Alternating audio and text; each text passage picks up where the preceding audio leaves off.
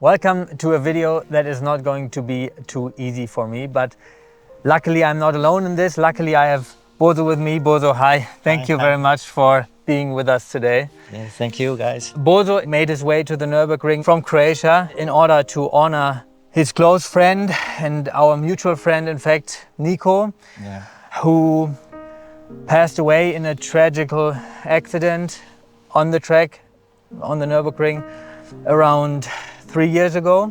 Exactly, yeah, 3 years ago. In the midst of all this chaos and pain, we met and you told me about your friendship to Nico and about the car that you built together. We agreed upon one day shooting a video, honoring a great build and an even greater friendship. Yeah, it's all about the friendship. And even the measliest weather can't keep us from doing it. So without further ado, what are we standing in front of? It's an Opel Kadett. It's 1988, and it went from a regular car to Trek toy car. Okay. It gives me so much joy, and I love to drive it.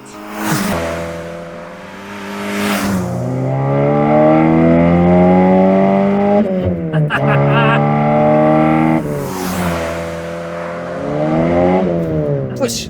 The torque is so good, but it almost doesn't run out of breath at the upper limits of the rev. Yeah. Maximum is 6. Yeah, but it pulls until then. Because a lot of engines They down low, stop. they go, but then up top they're like, Yeah. but this one is not.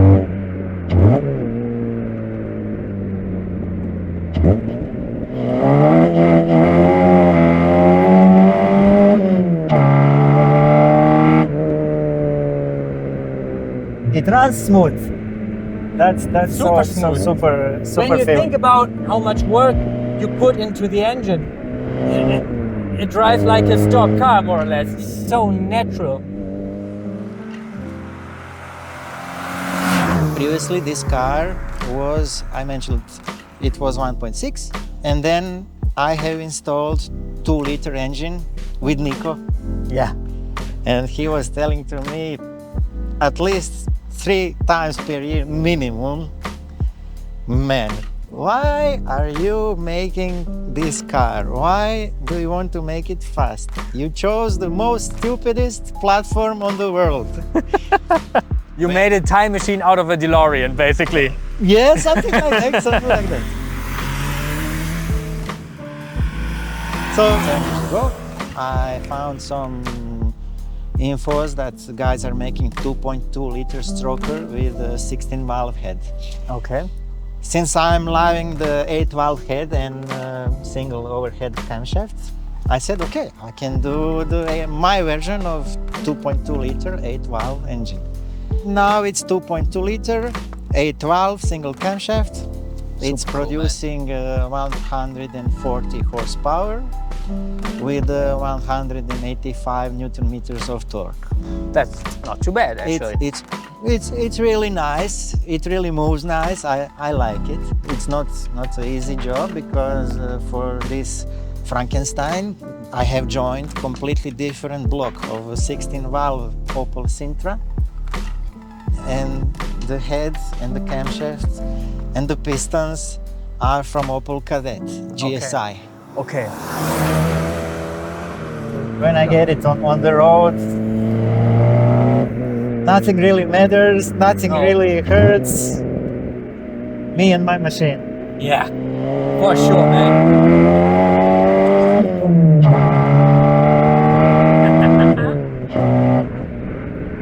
Oh, man, this is so good.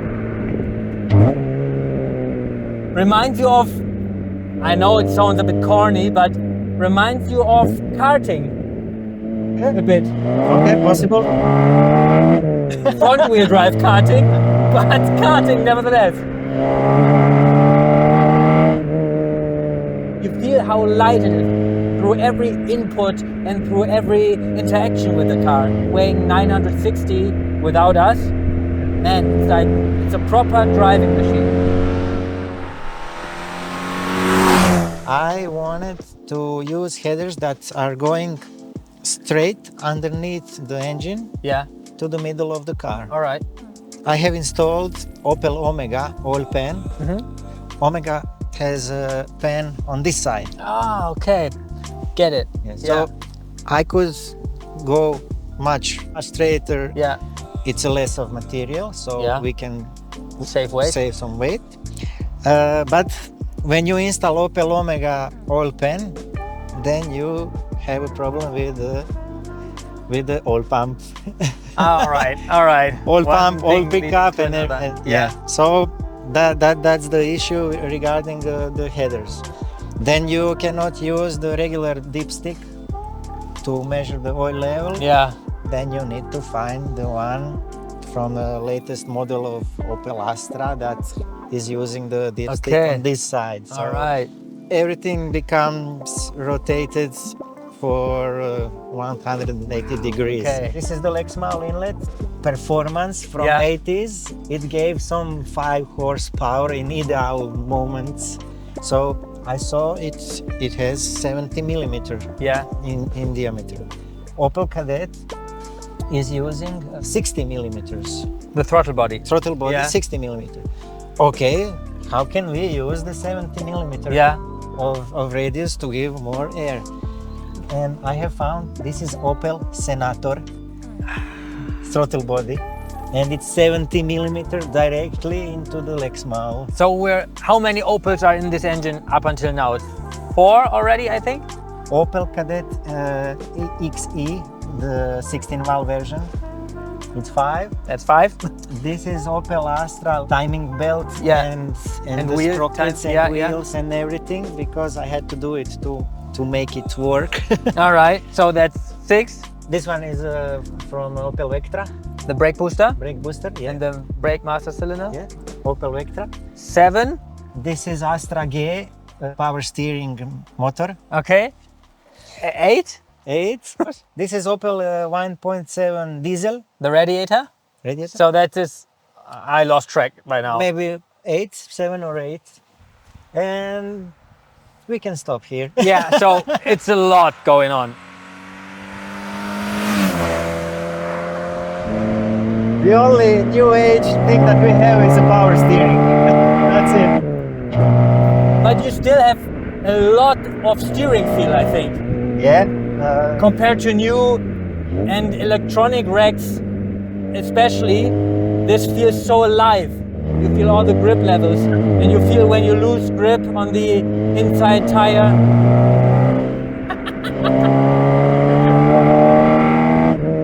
Yeah. It's good. It's good.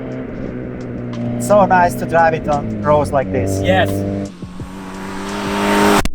This is the gearbox that we talked about from the Opel Vectra. Opel Vectra, yes, close ratio. This is Opel Calibra. All right, so one more Opel added to the list. So now we are at the 9. Or are we 2 digits already? I don't know. No. All right, Opel Calibra. I'm using equal length of the drive shafts. Yeah. Usually this car doesn't use it. It helps to reduce the torque steer. Okay. Yeah. Okay. Calibra had it, Kadett didn't, so but it fits. The brake system in front is made of Alfa Romeo Spider brake calipers, 4-pot, aluminium. Brake disc is from Fiat Coupe. It's 305 millimeters in diameter. So the mishmash continues. Yeah. Yes, good. When you have a platform like this, there is no solution to buy. Yeah. You have to make it work. Even left foot braking, the braking feel is good. But no ABS. So on these greasy roads, Sometimes you gotta watch out. better have your act together. Coilover suspension is from England. The producer is Gas Gold.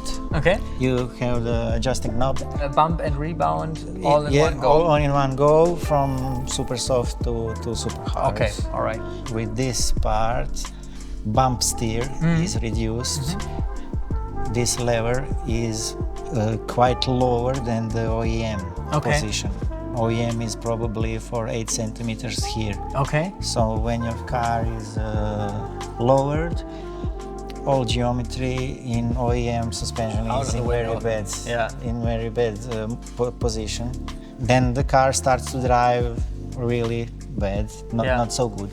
I'm using a roll correction center kit. Ah, okay. You can see it from this side. Basically, it's this part right here. Yes, it's all about this part that I bought from England, Super Front Wheel Drive. They are producing those kind of performance parts for old cars. This pyramid moves lower wishbone to natural position. When we usually lower the car, lower wishbone and track rod goes in totally wrong position. The thinking is always, okay, put it low as much it can go, Yeah. and now it drives good. No, Yeah, it which is doesn't. Quite the opposite.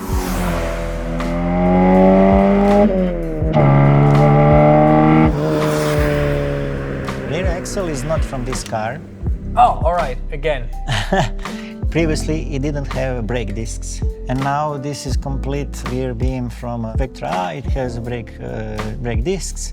It has 2 piston brake calipers. Yeah. It's an OEM from GSI. All right. Okay. At the rear, I'm using Koni adjustable shocks. Yeah.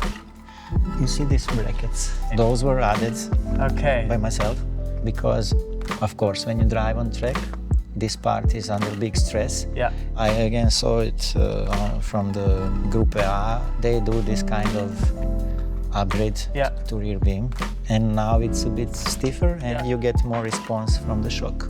Let's say it's almost same thing like this. Yeah. I made it here. Wow. You see the triangle. Yeah. Usually it's only two parts, left and right, that are holding the beam. And now you are having a triangle, you see? Yeah. So even more rigidity. And you even put a drain plug in there. Yes, Yeah. drain plug. And this car collects a lot of wet in cavities. Yeah. It was done like that in 80s. Yeah. That was the problem why they have rusted a lot.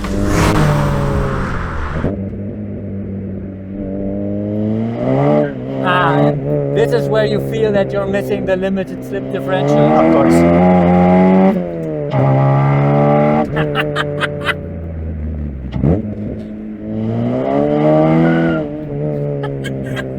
It's alive! Very well done, man. I'm so happy that you like it. Ah, I love it. I had always some kind of excuses, Yeah. and I'm really sorry that I didn't make it on time. But okay. You made it now. He will be proud, man. He will be proud of you, man. Honestly.